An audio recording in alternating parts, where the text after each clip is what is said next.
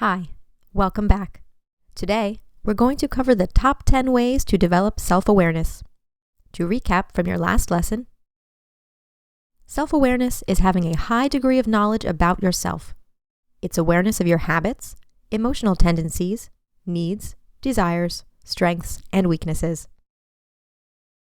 Having a high level of self-awareness is a powerful tool. It allows you to change your life more effectively, since you know how you tick. Those that lack self-awareness may find life to be frustrating. So let's cover how you can develop your self-awareness. The first step is to notice your thoughts. Unless you've been meditating for years, your mind is constantly churning through ideas and endlessly providing commentary. You can't just look at a tree and admire it. Your mind has to comment, "That's a beautiful tree." Then it's off to the races. So let's try a little exercise.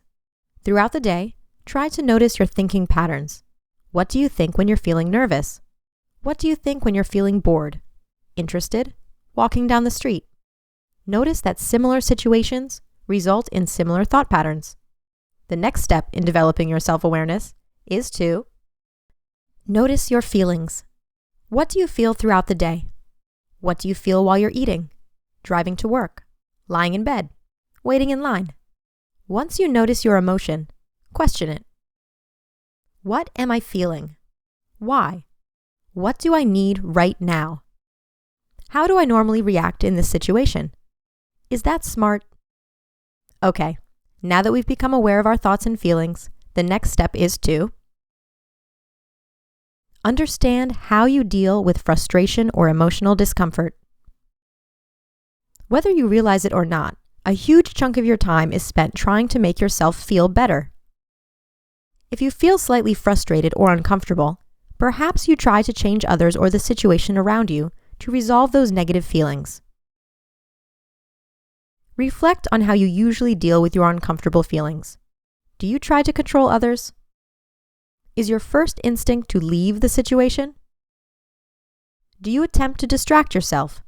Maybe you surf the internet or eat a big bowl of ice cream. Understanding how you tend to deal with emotional discomfort helps you become self-aware. But there's more to the process. Let's move on to step 4. The fourth step in the process to become self-aware is to examine your friendships. Consider these questions. Where do you find your friends? What types of people do you prefer to be friends with? What types of people do you avoid? Are most of your friendships long-term or short? When your friendships end, what is the common cause? Thinking about your friends leads us to the next step in the process. Step 5 is to examine your intimate relationships. Take a moment to reflect on your closest relationships. Do you see a pattern in the types of people that you've been involved with? What are the negative characteristics they all share? Why do you think those people appeal to you? Take an honest look at your past relationships. What were your shortcomings in these relationships? Are you clingy? Jealous? Too focused on work? Do you fail to communicate your needs? Consider how you contributed to the failure of your relationships. Have you changed your approach from relationship to relationship, or do you continue to repeat your mistakes? Yes, getting to know yourself can be uncomfortable at times, especially when you have to think about things like past relationships. But such soul-searching can also lead you to great insights. Speaking of insights, let's move on to step 6. The 6th step is keeping a journal. There's no better way to learn about yourself than to record your thoughts, feelings, and experiences each day. Studies have shown that we don't remember our past very accurately, so record it while it's still fresh in your mind. Be sure to include your high and low points for the day. Note how well you ate and slept, too. You might find some useful information. Try to create a habit of writing in your journal for at least 15 minutes each day. You'll start to notice your patterns and learn a lot about yourself. While you're writing in your journal, you'll be able to move right on to step 7. Step 7 is write your own manifesto.